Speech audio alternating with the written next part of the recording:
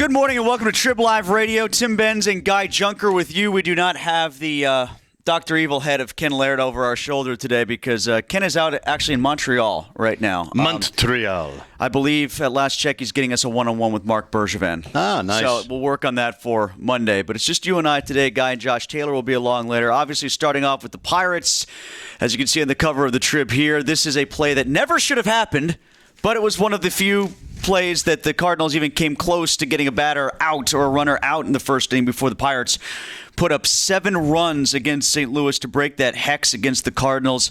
After they scored 7 in the first guy, I never thought we would see a moment where the tying run eventually came to the plate. But then I remember they are playing the Cardinals in St. Louis, and things like this happen to the Pirates there.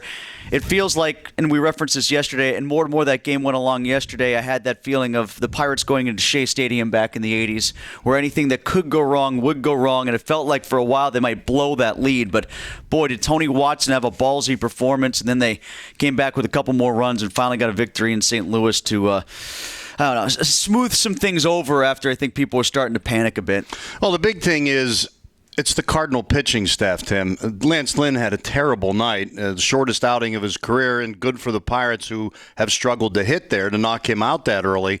But when you get one Cardinal pitcher out, it doesn't mean the next guy is going to come in and cough up the phlegm. I mean, they're good. And so they then only had 3 hits from there, I think, until the 9th inning when they got the 3 more runs to kind of make it a little more comfortable. I think if you look big picture, they've now played 6 games this week against first-place teams and have won 4 of them. You look little picture, it's a pretty stinky series. I don't think it was great baseball at all in St. Louis in any of the games by either team. I expected some like 3-1 really well-played games, and we didn't have those. But they survived it. As I said before I left yesterday, had they lost last night, I think you could kiss the division goodbye. I think 8 games out with 55 left or whatever it is. That's just too much to ask. 6 are still in the ballpark, and at least they got that monkey off their back of winning a game in St. Louis. But overall, they're heading into New York now, and the Mets are red hot.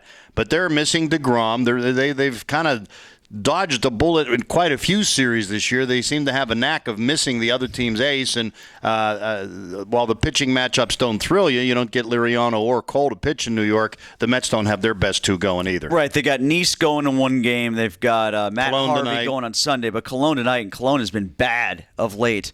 The numbers are right here in the Trib, actually. I think he started off really hot, but then has now dropped 7 decisions in a row.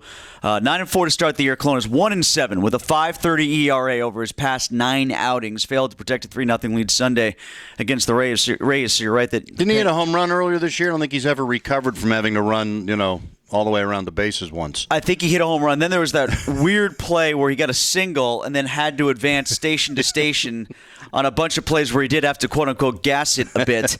And there's like the ball was thrown all over the infield. I think he came around from second base, had to go back to third, came back home. So, yeah, you're right. He might have pulled something that used to be a muscle. Well, Pedro has another big night. He really had a big series, at least at the plate. And you and I were talking before the show about some of the defensive replacements made last night. Maybe a little questionable that he stays in the game, but I think part of the reason he stayed in the game, he's always hit pretty well against the Cardinals. He had another big series against the Cardinals, and I think they wanted to keep that bat. Yeah, it was strange because, I don't know, maybe Ishikawa got hurt. I didn't hear the post-game comments from Hurl. I went over to the football game at that point, which is something else we're going to get into a little bit later on if you wanted to do some advanced scouting of Jimmy Garoppolo. Maybe you're feeling a little bit better than the way I was making it out because he didn't look so good last night for the Patriots. But when it came to how they implemented their defensive switches last night, even Greg Brown said this on the broadcast. If they're going to the defense so early in this game, in the 6th, if Clint Hurdle is putting such an emphasis on D over O to shut down this game and not give up the lead, why is Pedro Alvarez still in there? Because if you're prioritizing defense over offense that much, don't you take away your regardless biggest of defensive how he's hitting liability? I would. Because they took Rodriguez off at third and put Rodriguez in left. They put Gung over to third. They put Florimon in at short. And sure enough, Pedro Alvarez is still at first base. He made a great play to get the ball and then just dropped it. Dropped it. The problem I have with leaving that kind of thinking is you don't want your team going into a shell anyway. And you're getting a clue to me from your manager. They'd already gone 4 innings without scoring since the big first inning at that point, and now you're putting defensive replacements in, and they've already gotten 3 runs. You still got a comfortable lead, but it's like, okay, We haven't hit since now he's putting defensive replacements in. We're going to try to sit on this. I mean, I just subconsciously, I just don't like the whole line of thinking. Go for the jugular. Keep trying to add on. Guy Junker, Tim Benz with you on TribLIVE Sports Talk. Be with us all the way up until 1 o'clock this afternoon.